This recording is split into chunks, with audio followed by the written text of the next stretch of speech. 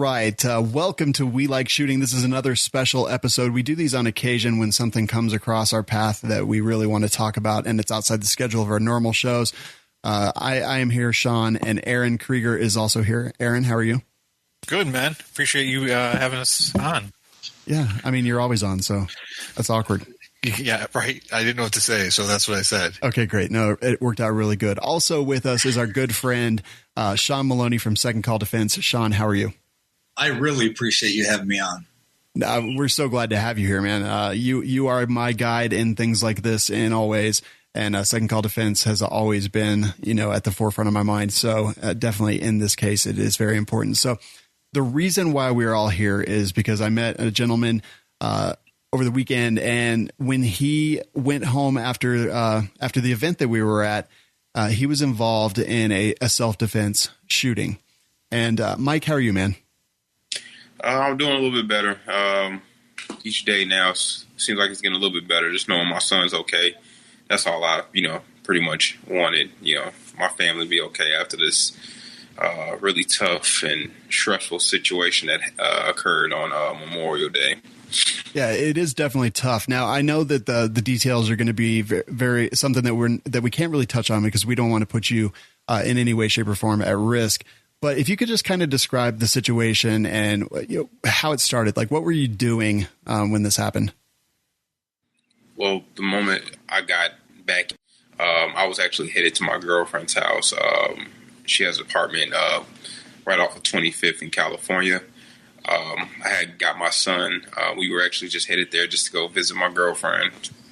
Like any other normal day, walking, towards there's a door like in the alleyway, walking towards the door, and there was an individual, like slightly in his yard. And I went to throw away some trash that I had in my pocket in the garbage can, which was by the fencing facing him. So this individual was by maybe less than 10 feet away from me.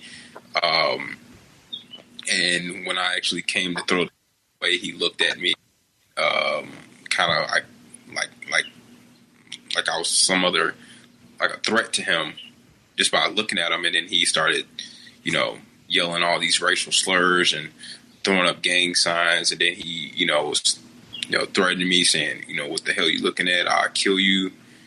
And then he pulled out a gun.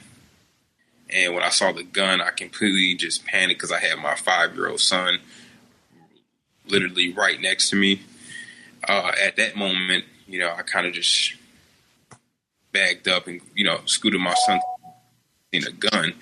And when I kind of scooted my son backwards, the guy kind of got like, I think he thought I was moving in like some type of defensive, way. And he reached out and extended the gun towards me. And when he did that, that's kind of when I went into, the mindset like, hey, this situation is about to happen.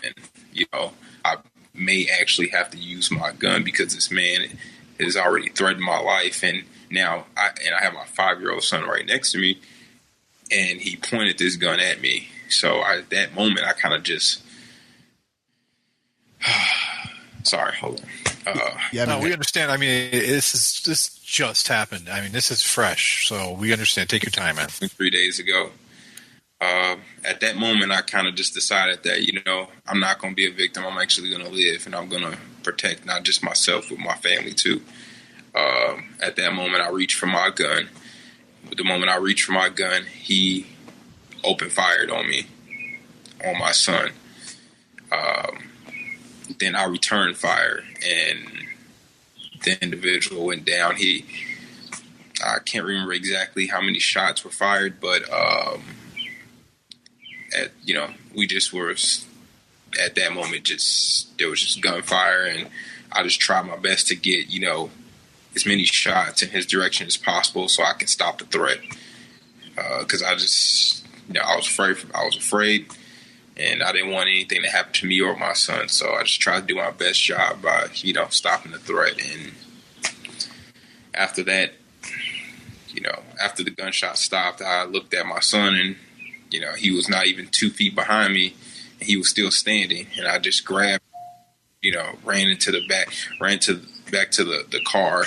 What was actually like a pickup truck. I put him in the back of the pickup truck where my friend was, and we covered him with blankets. I made sure he was okay. I like checked his body, made sure he wasn't bleeding or had any bullet wounds or anything like that. He seemed fine. We just covered him up, and I immediately got on the phone with the police, and, requested if they can get an ambulance there as soon as possible. I tried looking in my truck. I keep my medic bag in there, but at this moment I actually didn't have it because this was a rental car. I tried to see if I can find a tourniquet or something like that so I can go and apply some type of pressure to the guy's gun wounds. I actually ran up to him to see if he was, okay, because he was actually slumped over and laying face down.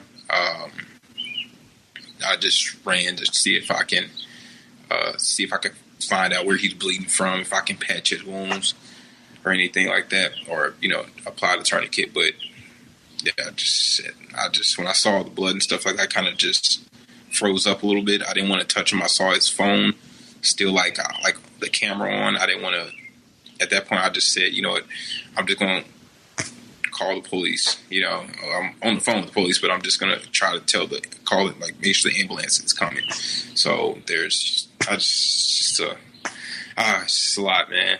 Sorry if I just can't. No. It's still in my head. So he recorded the whole incident? It looks like he was recording,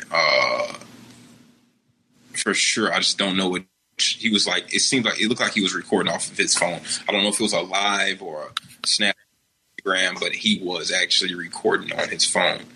I actually talked to the detectives afterwards, and they said that he was actually threatening other gangs on his phone, recording live with a gun. And yeah, that's just ridiculous. Yeah, wow. It's crazy. Very interesting. Let's talk a little bit about after. So you called 911. Or first, you made sure that your son was okay. You got him to a place of safety. You really took advantage and gained the advantage over whatever threats, whatever external or secondary threats could have happened. Called 911.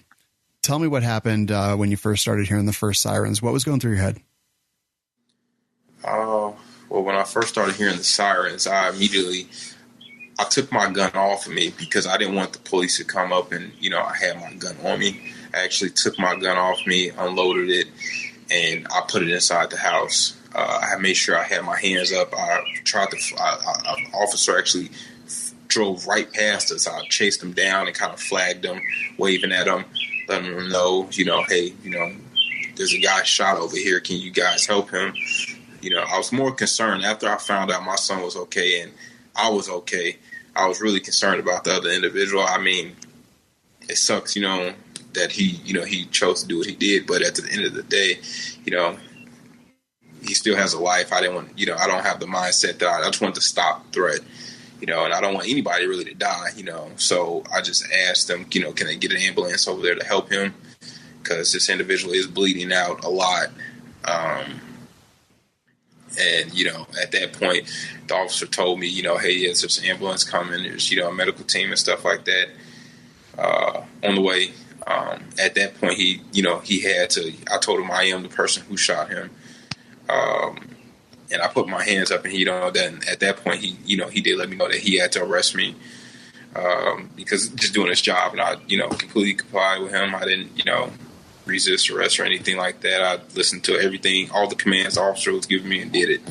And he just put me in the back of the car, back in the squad car. At that point, I just kind of broke down a little bit because I was really concerned about my son.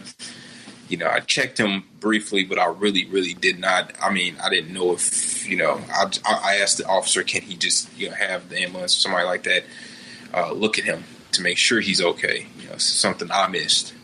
And they did tell me that they did check him out and he's okay. And I, kind of came back. I was, I wasn't trying to bring myself back, knowing that my son was okay. I thought to myself, like, at the end of the day, I just wanted to make sure, I can protect myself and my son, and I can live with whatever, situation, whatever whatever happens after this, as long as my family's okay. Yeah. All right. So they put you in the back of the squad car. They did their thing. About how long were you back there? Oh, roughly 15 minutes before we actually pulled off to go to the station. So they were still there doing the investigation when they took you away. Mm-hmm. They, pulled out the red tape and the detectives pulled up and they were actually trying to figure out which, district they wanted to take me to. Because Chicago's a big city. They got a lot of different police departments, and they were just figuring out which one they wanted to take me to. So ended up going down to the closest police station, and that's where I was at for about an hour and a half doing, they had to investigate me and put me in this room. I've never been arrested before ever in my life, and I never even went through anything like that. So it was all new to me.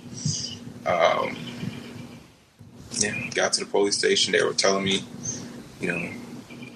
what was about to happen next, and went inside the room. And then they, just read me my rights. And, at that point, they just started asking me what happened. How did all of this stuff occur, And, that's where I was kind of at that. Right.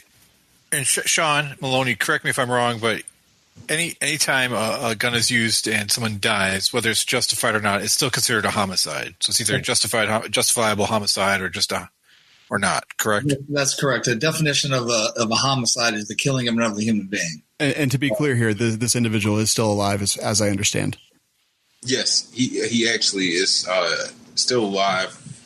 From what I have been, me and my family have been checking up on, the individual. He is actually still alive. He's on life support.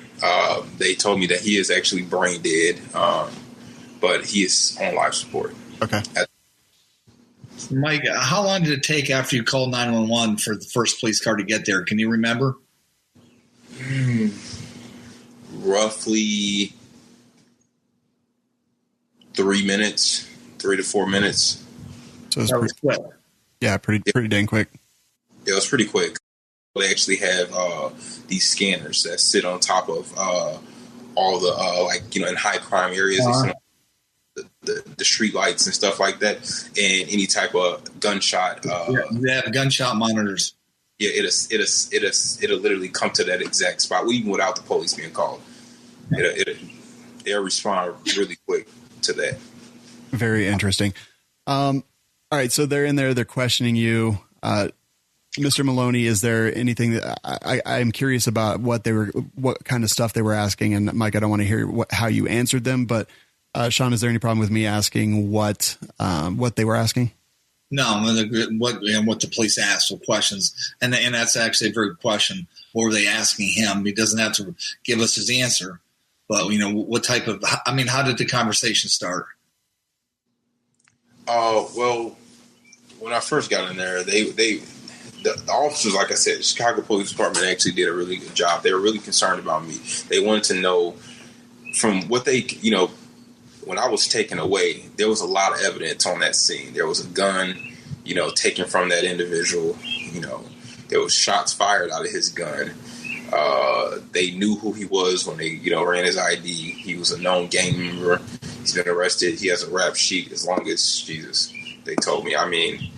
They kind of, and when they ran my, before they even took me down to the station, they ran my CCW license, my FOIA card, and everything else, and they, it came back valid, So at that point, and considering that they knew my son was there, the police kind of, they're detectives. They, they can actually, when there's that much evidence left at the scene, they can kind of,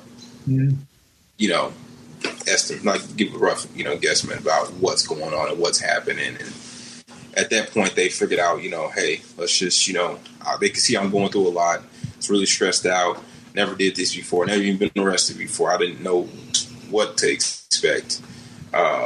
Went in there, and it was actually a lady that was a detective. She was read me my rights and things like that, and she told me, she started asking me questions on, how did this all start? What was the first, initial contact with the individual, and have I ever seen him before? Was there anything I did that could have possibly, started this situation? Did I engage him first? What was I even doing, there? Do I live there? Who lives there?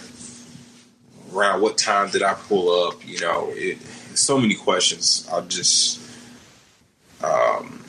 She asked me, what did he do to cause me to react that way?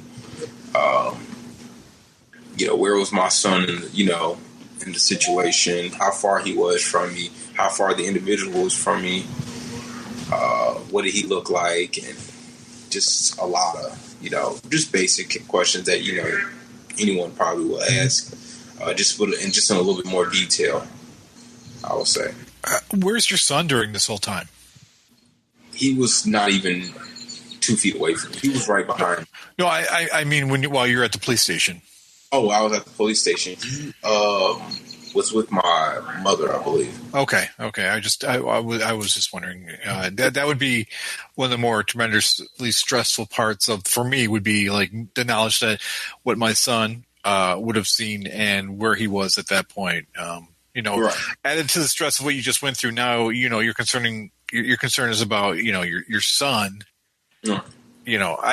I got you. All right. Thanks. Yeah. And every time I talk to Mike today, I would be like, man, I'm so sorry you're going through this. He's like, man, I'm just glad my son's safe. Every single time I said something, he's like, I'm just glad my son's safe. Yeah. That's got to be pretty traumatic, man. Yeah. So they finished questioning you. Kind of lay it down for us after that. What happened? After they got done questioning me, I ended up walking on the other side of the police station because I was going to be interviewed by another detective. I believe it was state's attorney. It was someone higher ranking that wanted to speak to me, whether or not I'll be like there will be charges pressed on me or not. Considered they just wanted to get another interview with me with another detective that can I think it was just another ranking, officer or something. I don't know really, but it was someone else who wanted to speak to me, and I was waiting on, to speak to the person. At that time, they was running my FOID card, concealed carry permit. Again, taking copies of everything. They had my gun. I had two guns. One gun was in the truck of the car, and one gun was on me. They took both of them. And the lady was asking me where was the other magazine I had. Ended up giving that to her. And I was just waiting on, the next interview they had to do with me, next investigation or whatever. And that never came. They said that, they didn't feel like it was a need for me to go through anymore. They didn't wish to press charges on me from the evidence that they, picked up at the crime scene. Mike, did they take both your guns in the end then? Or did you? They did take both of my guns. She was also letting me know what I'm going to do, when I'm going to get them back. She gave me her card, and she gave me all the contact information I needed so I can do a follow-up with her. They had to test my guns, make sure, hey, that was the one that was fired. Do they work? Were they stolen? Or, did I legally buy these guns? Where did I get them from? And things like that. So, well, Sean Maloney, when you hear something like that, does it raise any red flags in your head about them taking both firearms? No, that's pretty typical because there's more than one gun at the scene. Like he said, they got to test and make sure which one was fired, and just to have these other firearms. And plus, it becomes maybe part of a bigger investigation because they're seizing both firearms because they're checking if either firearm is stolen. So they're just doing a thorough investigation. I've had clients in the past that the police are trying to take every gun they have in the house. But some departments do things differently. But given the fact that both of the firearms were in his motor vehicle, it makes sense that they seize both firearms. Okay, because I would be like they would need a truck at one of my house. I'm like, no. No doubt. Okay. So Mike, they've finished finally doing all this stuff. They checked it. And at what point did you kind of start to breathe a sigh of relief? At least then, did they tell you, hey, we're going to release you? Like when did that change? To be 100% honest with you, I feel like the moment I got there, the officers, and me being African American male too, people, they like to, especially I say, my people, they like to throw the race card and things like that, and say, oh, well, the police are so bad, and they're gonna rough me up, they're gonna do this and that. Man, if you do the right things, and you're honest, you don't have anything to worry about. When I got there, they were actually very, very, they were very, very nice to me. They were very, they really seemed like they was actually really here to help me. They understood exactly what happened, and they just kept saying, we have a lot of evidence. We figured we know what's going on. We just want to protect you. At this point. And, from talking to them, and, I can read people very well. I know when someone is, lying or, just trying to, make it seem like it's no big deal, but really they have different intentions. And even then I know, hey, in this situation, I was always taught, to get an attorney. The moment you walk in that investigation room, ask for an attorney. I did tell the officer, hey, like, I'm really shaking up. I don't know what's really, my mind is, I can't, even grasp everything that's going on. I feel really confused. If they ask me questions that I can't, answer, I'm going to ask for an attorney. And he was like, you have that right. I was like, well, and I got in there and the lady asked me some pretty basic questions, and, she knew I was really shaken up. So she tried to keep things, as simple as possible, and everything seemed fine. I feel like I can answer a lot of those questions because that is actually what really happened. Yeah. Sean, I know we talk about this stuff kind of pretty often. And yeah, I can't even imagine what you were going through, Mike, for absolute sure. But, Sean, what's your response to that? Just knowing what you know? Well, you never know. A police department is like a box of chocolates. If we're talking about Forrest Gump, you never know what you're going to get. You never know what's going to happen. And I think in this case, the city of Chicago and the Chicago police force deals with so much of this. It's kind of readily apparent to them if they have a couple of gangbangers, they have something that's not a self-defense shooting. And I think I get the idea that they kind of felt that from the beginning, from the evidence at the scene. From running his background check, and then plus Mike's answers. Mm-hmm. Pretty straightforward. This is what happened. Mike, did you say that there was another person with you besides your son in the truck? Yeah, it was. It was a friend of mine. He was actually with me. He was actually at the NOC training event. Mm-hmm. Also, he was actually in the truck. And he's the one that actually threw the covers and shielded over my son. And if you know, did he witness everything? He didn't, because of where the truck was. He really could not see. He was very close. We're talking about maybe 15, 20 feet away. Okay. But a lot of fencing, and he really couldn't see. I don't believe he's seen anything, but he heard everything. It was so close, like, Holy moly. Feet away. All right. So then did they finally released you? Do you know about how long you were there? An hour and a half. At the most, I would say. Interesting. Let's go back to the time. There's something that we refer to often called processing delay. Like a lot of times, our minds will try to talk us out of what we actually see is happening. A lot of times in mass killings and things like that, people will hear loud bangs and they just try to rationalize, oh, that's just somebody dropping a chair or something like that. This happened pretty quick, right?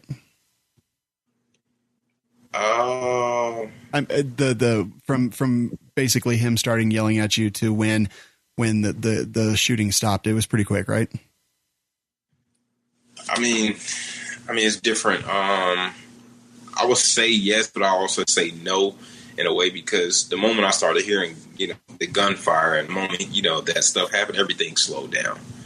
It seemed like everything went in slow-mo at that moment. And, I remember, seeing, him in my sights actually, so it's like things really went slow at that moment. But after that, everything went extremely fast. But so it's like a yes or no, because I remember it, certain things very slow, but then everything else, like so many other details about, the shooting, I can't really remember because it went so fast. So I hope you understand kind of what I'm trying to say. Absolutely. Did you experience what the auditory exclusion, like after the gunshots were fired, you kind of like don't hear a whole lot of what's going on around you? Did you experience that? Yes. That is so real. Like, even it's actually, even before then, it's hard to remember things when you just got involved. Like, even when the gunshots went off, it only took like one or two, and then it was kind of quiet, almost like you had earmuffs on. In a way, that may sound a little funny, but when you get that tunnel vision of survival, and your child's right behind you, and you know that you want to stop that threat, tunnel vision kicks in. Some people have it in them, some people don't. But when the person that does, that tunnel vision kicks in, you'll be really surprised. Just slow-mo, like Matrix. It's just, you just get into like tunnel vision, really. Yeah. Let's talk a little bit about psychological effects. First off, your son clearly wasn't injured, but how's your son doing? The next day, he seemed fine. I called him when I was actually in the police station. The officer actually let me use his phone. I called him and he asked me, when was I coming back? He wanted to see me and he wanted to play a video game. he wanted to play the video game. He wanted to play Minecraft, and he kind of just went back to, he's 5. He knows what's going on. My son's been around guns, his whole entire life. I take my son shoot all the time. My son owns guns. Well, I technically own them, but yeah, you get it, yeah. So it's like he knows exactly. He shot guns with me before at the farm, and he knows, like, he knows exactly what it is, and I know he knows what happened, but he's not. He's just a kid. He's only 5. I don't even know if he's going to remember this, 15 years from now, but I hope he doesn't. But, yeah. Now, asking how he was, how the hell are you, man? What's the psychological response that you kind of been going through? It was tough for me, right after it happened, but I'm a really good guy. I didn't know, I feel like if I had to, shoot and, hurt somebody, even shoot somebody, I didn't know how I would have took that, because I love people. Like, I don't, I don't hate, anybody, I feel like, in this world. But I do know, like, the moment I got in that car and I realized what really just happened, I did break down. But when I seen my son, like I said earlier, and I knew why I pulled that trigger, I was completely fine. I took my son to school the next day. When I dropped my son off at school, I broke down again, because I was like, everything's fine. He's still here. I'm here. I'm taking my son to school. Like, everything's back to normal. Like, he's still alive, and, I'm still alive. I'm just grateful, and I thank God every day that, I had the, proper skill set, and I was able to perform under those type of conditions, because you never really know what you're going to do until you're there. So we had just attended a training event over the weekend, and Sean, I especially need you here. I don't want to ask anything that puts you in trouble, but you mentioned mindset and skill building. We all know it's important. We all know training is an incredibly important thing. Do you think that your past training and possibly even training that we did over the weekend is why you're sitting there today? Yes, sir.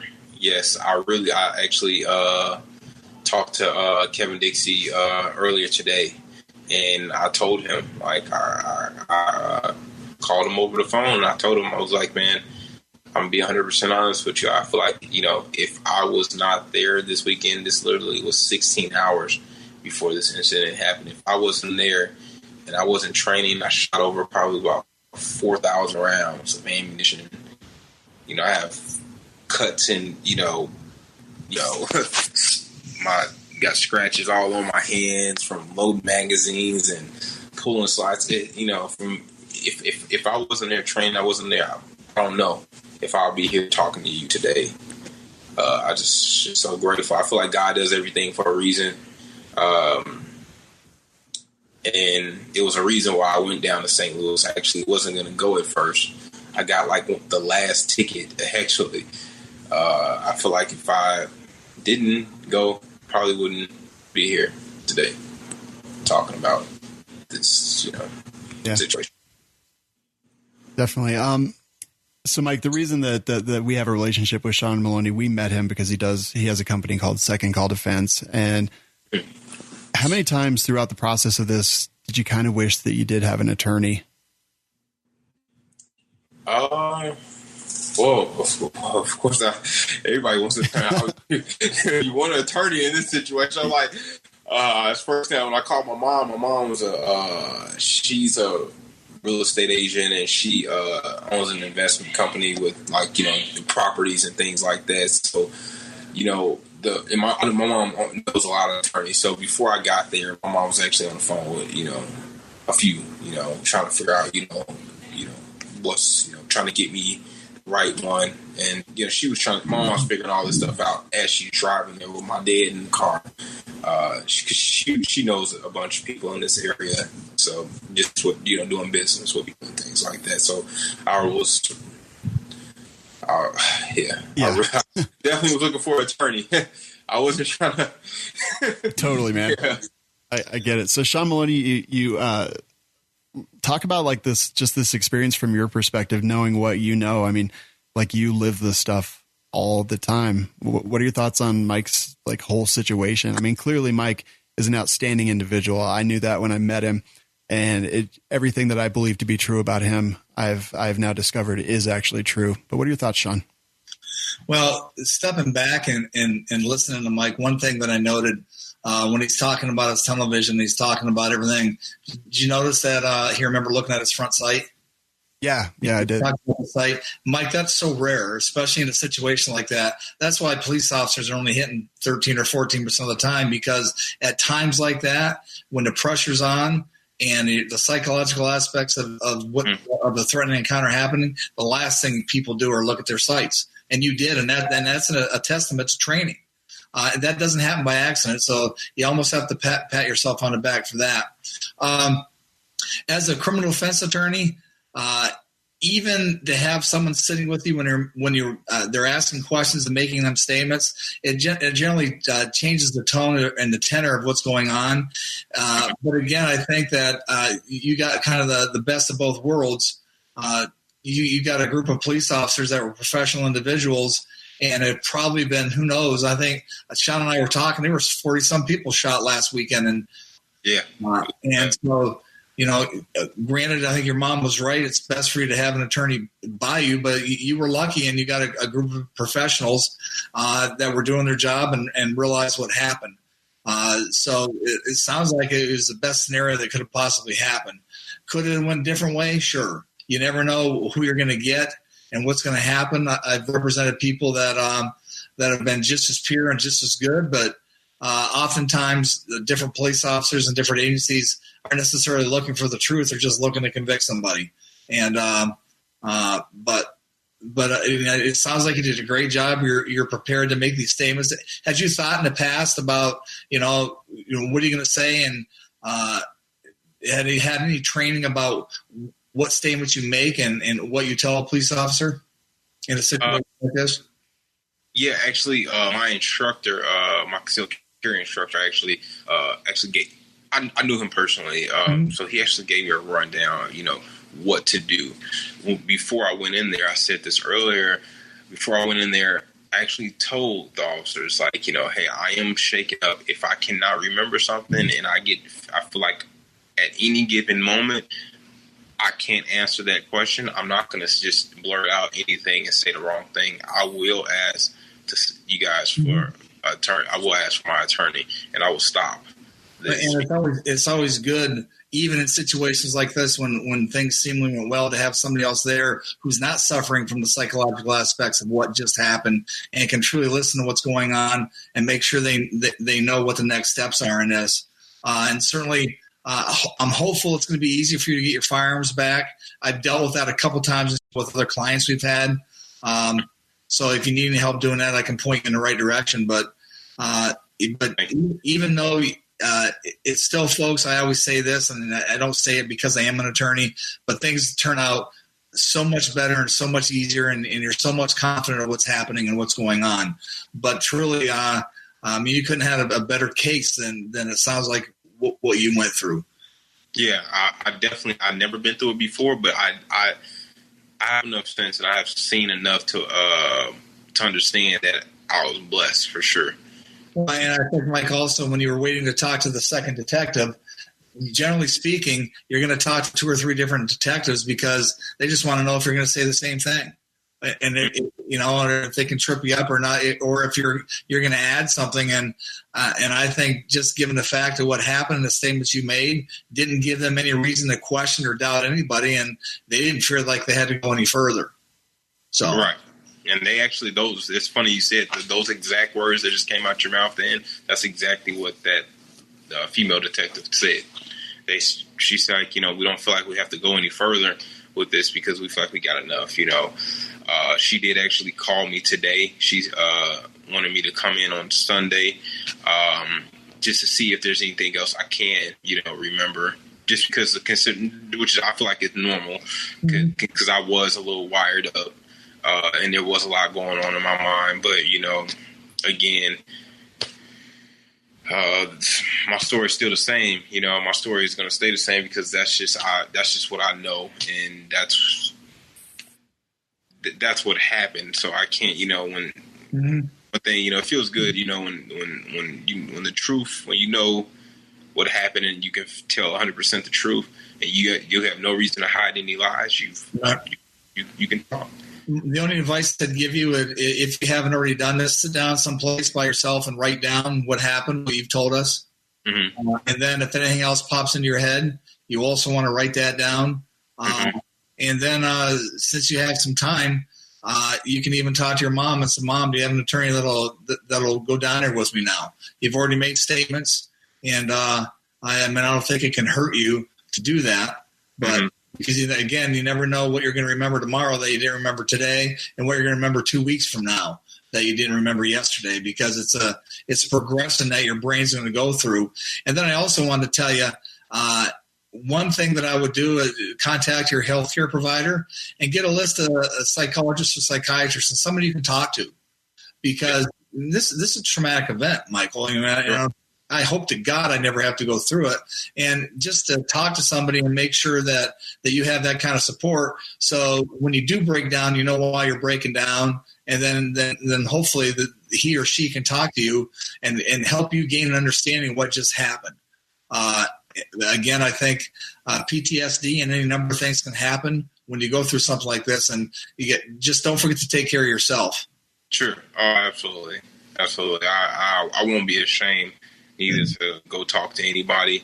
Like I said, the moment that situation happened, I was scared that I was going to go through stuff like that in my life. But to be honest with you, and I hope this doesn't sound a little crazy, but I don't feel I feel fine knowing my son was okay. I know why I did it. Right. If I have a real legit reason on why I pulled that trigger. Well, the best reason is he pulled his first.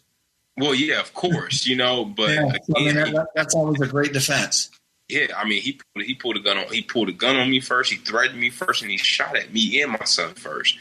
He left me no choice, and because he left me no choice, and this is the end result, I can live with that, knowing that I defended not just myself, my son, and actually my friend and others possibly. This guy could have, next week, the person he was threatening on that phone, he could have possibly shot at him and accidentally hit a young girl, or hit the guy, his target, and he left. He ended up passing away and he left a family who loved him, or he was probably actually a good guy. You never know. Mm-hmm. You know, this guy was a criminal, and you know, when you live that type of life, you know. Since this event has happened, do you find yourself replaying any of it in your head, like from start to finish, like what I could have done, what you could have done differently, or just anything that in your mind? The only thing I can say, I felt like I did everything really, really well.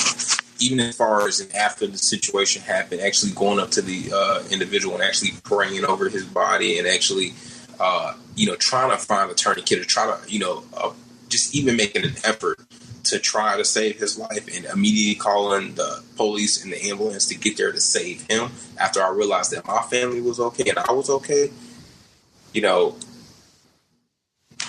That's huge right there. I mean, what you just said, going up to him and trying to help him after what he's done to you, that's amazing right there. So props to you for that. Yeah. I mean, man, it's tough, man. But I don't feel like I could have did anything any better. The only thing I wish, and the only thing I play back in my mind is actually leaving my son in the car. I'm sorry, in the truck. Actually leaving him in the truck. I wish I would have because I wish it would have never happened. Yeah. I know growing up or, being in fights, fist fights or physical fights with somebody, individuals. And I afterwards, could be days where I replay in my head like, okay, I did this or this happened during the process or whatnot. And, but I replay it all in my head thinking just like breaking it down and trying to figure out how it escalated, what happened.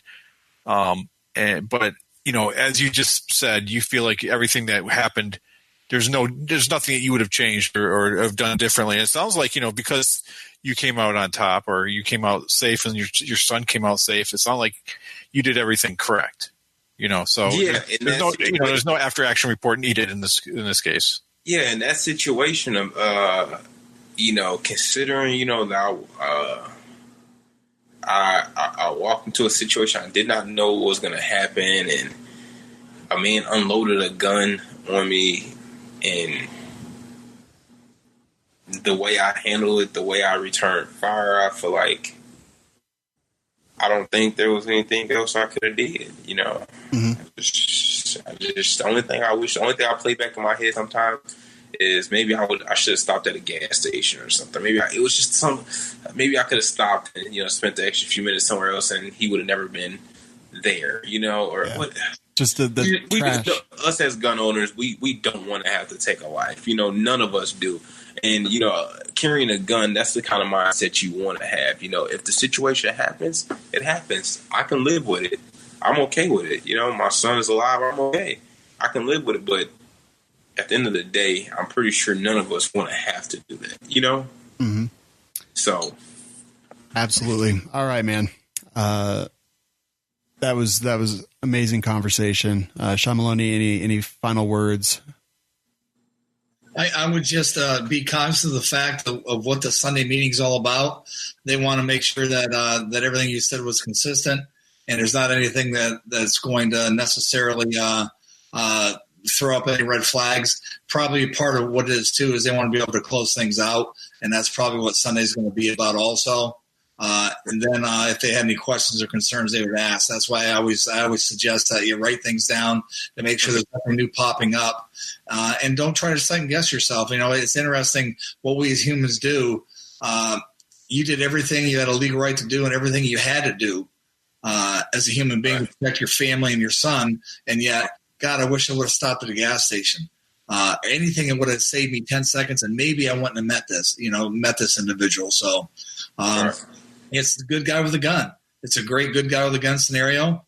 That's why we carry things. And I couldn't help but think, can you imagine those years ago that the United States Supreme Court never heard Heller versus Washington, D.C. Otis McDonald never decided to exert his rights, which became your rights. Where would you be in that alley without the ability to protect yourself? Man, I don't know. And I made a statement on all my social media And I said that I did thank the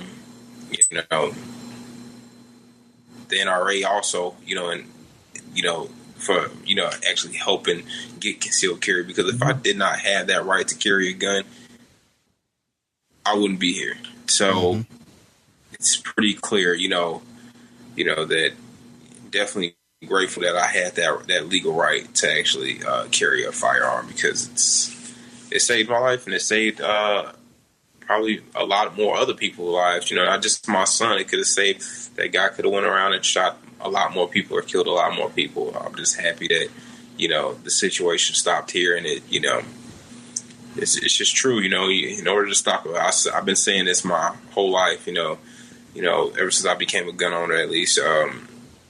It takes a good guy with a gun to stop a bad guy with a gun. We need more good guys with guns, so we can stop bad guys with guns. It's the only way it's going to happen.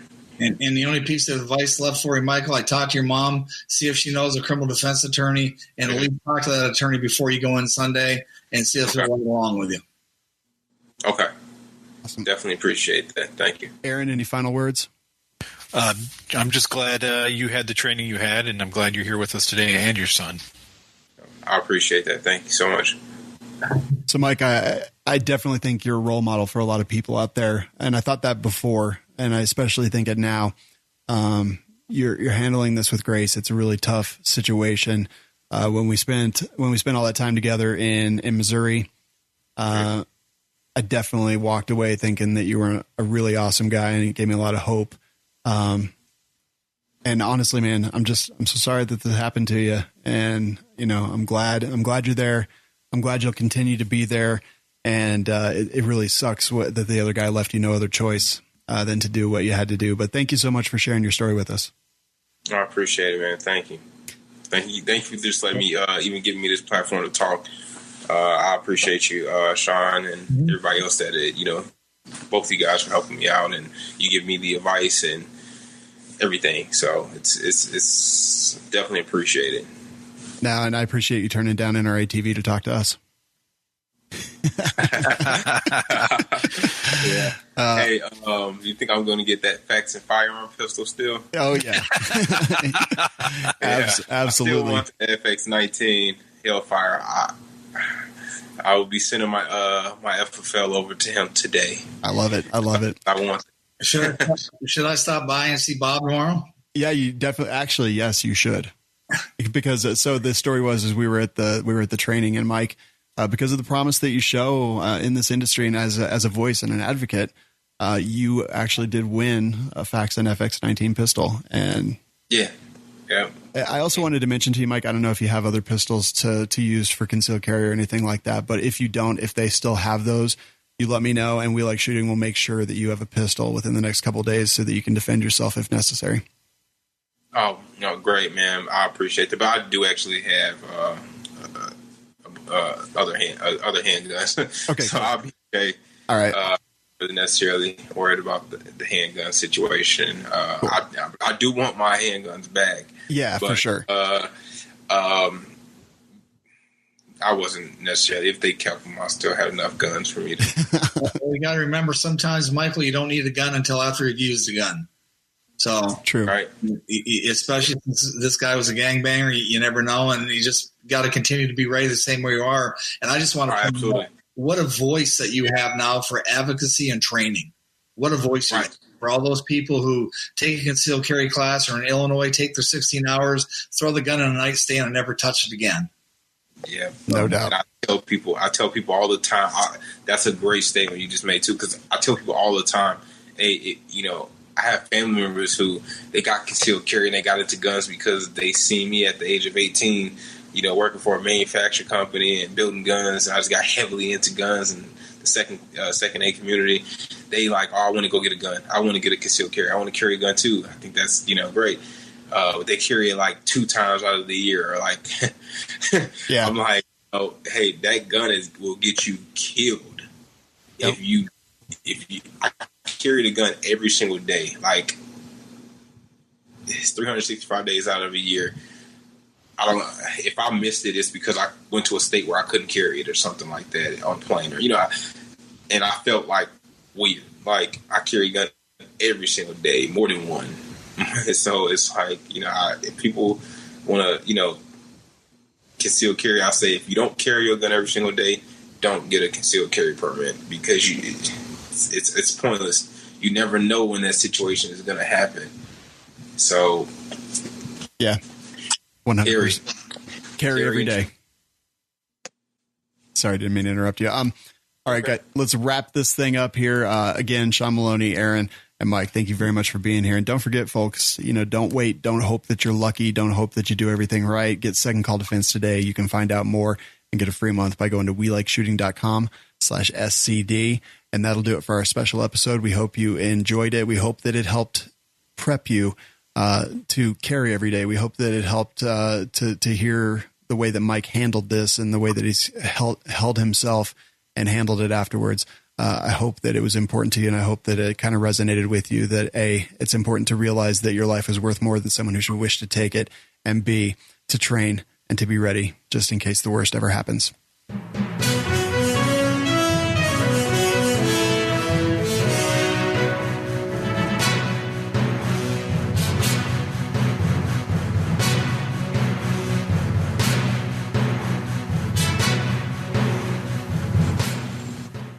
Did you think that show was worth $1? Help the cast by visiting lovewls.com.